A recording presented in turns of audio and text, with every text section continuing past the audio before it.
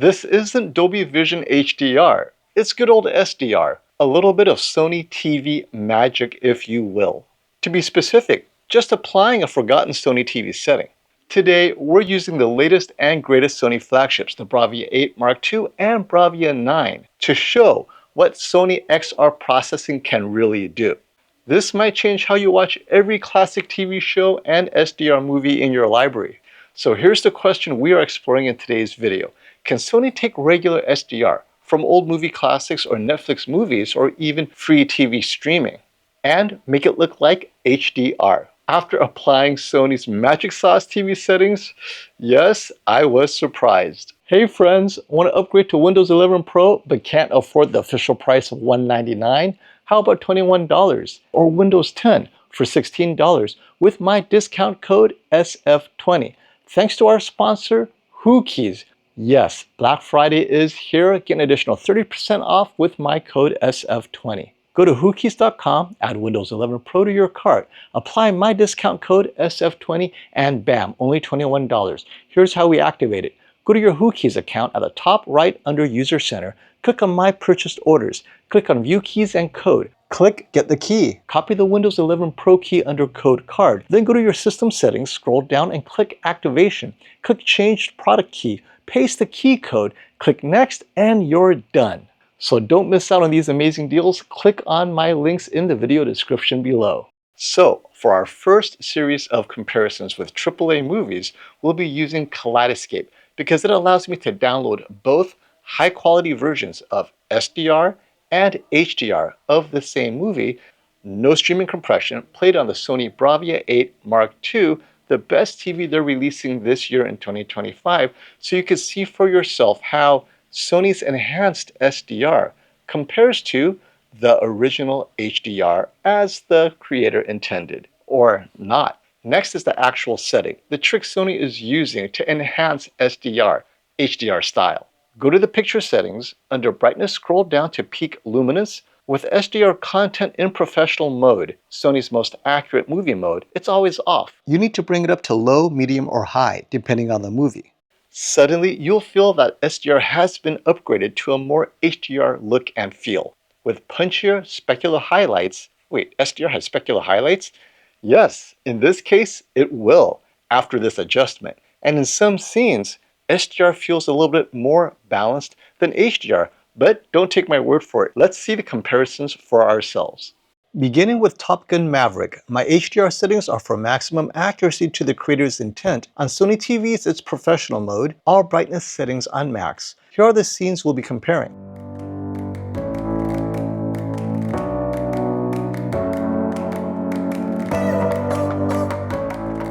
Much of the movie are moody indoor scenes with subtle lighting. I want to preserve much of that in SDR, so we'll set peak luminance to low. Next, I want to match the average picture brightness of SDR and HDR content, so I match the exposure of this HDR scene. Now on to the comparisons. In the darker scenes of the classroom, SDR shines a bit brighter in the midtones while HDR has stronger shadows there to emphasize the brighter specular highlights in the windows. You may disagree, but I prefer to see the facial emotions rather than the realistic window lighting. But you may disagree. These flight action sequences are interesting. In HDR, notice how Maverick's face is a bit darker so that the bright clouds can stand out more. But to me, this doesn't make sense, as the sunlight should be brightly shining on his face. I like what HDR did here though, with the reflection off the glass brightly shining. That 3D pop we love to see. This scene is probably the best example of HDR, and SDR, even with Sony's magic, just can't come close. Moving on to MadMax Fury Road. We'll raise peak luminance all the way up to high, and it almost works. Almost. This SDR trick works much better when luminance is set to high for these sort of bombastic, explosive movies.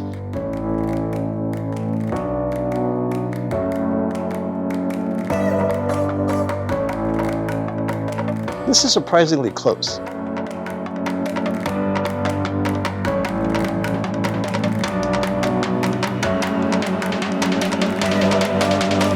Now let's watch Back to the Future with HDR and SDR in its original format, no changes, and then the elevated peak luminance below.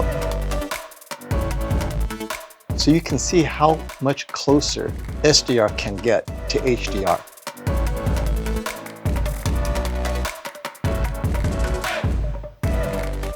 Checking the brightness of this scene, I was shocked to see that in SDR, with peak luminance set to high, the brightness almost matched.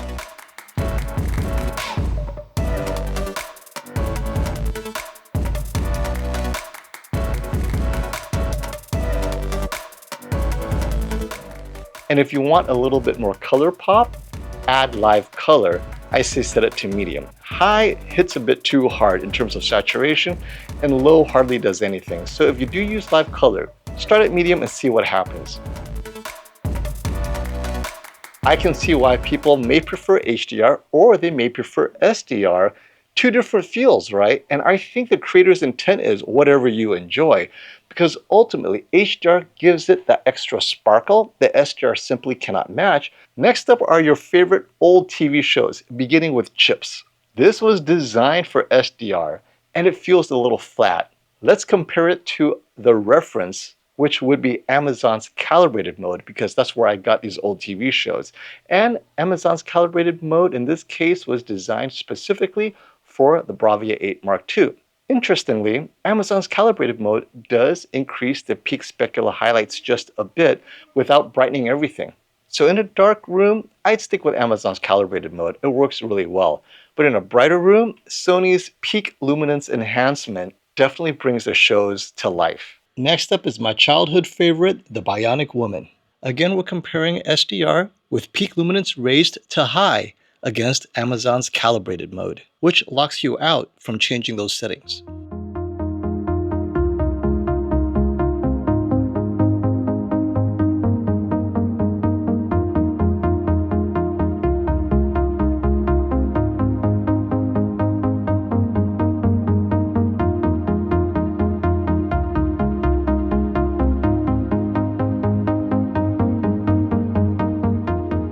Let's watch some SDR Netflix. This period action drama Kingdom 4 on Netflix is only available in 4K SDR. So what should we compare it to? Netflix calibrated mode, of course. Now with peak luminance off, as SDR is normally intended to be seen, man, this nighttime battle scene is dim and flat, low impact. And we compare that to Netflix's own calibrated mode, also with peak luminance set to medium, and suddenly the firelight reflections on faces are vivid, swords shimmer, and the most surprising part, Netflix calibrated mode looks identical to Sony's own SDR enhancement. So what exactly is happening here? Well, Sony's using some of its image processing magic, elevating highlights here and there, strategically raising the brightness in order to give this SDR more of that HDR feel, adding a bit more contrast and dynamic range, and it's built into both Sony's top-tier OLED and Mini LED TVs. So whether you have an OLED TV or a Mini LED, with SDR content, playing with that peak luminance gives you the ability to enhance that SDR a bit, right? You're thinking, hey, SDR feels a little bit flat. Take it to medium, take it to high. Lastly, the debate. Am I ruining creators' intent? Well, if you think that Back to the Future was originally filmed and graded in SDR, then in 2020 they remastered it for HDR. Clearly, the creator is thinking, look, if you guys want HDR, then here's an HDR version. No differently, if you have SDR content and you want to see it in HDR, you can also make the decision yourself and add peak luminance to SDR content, and suddenly, everything feels a little bit brighter, a little bit poppier. But guess what? Sony is not the only TV maker doing this. TCL, Hisense, Samsung, LG, Panasonic even, they all have a version of this SDR enhancement. So the question is, which one does it best? We should have a comparison, shouldn't we? Let me know in the comments below. Does this interest you? Until next time, stop the FOMO.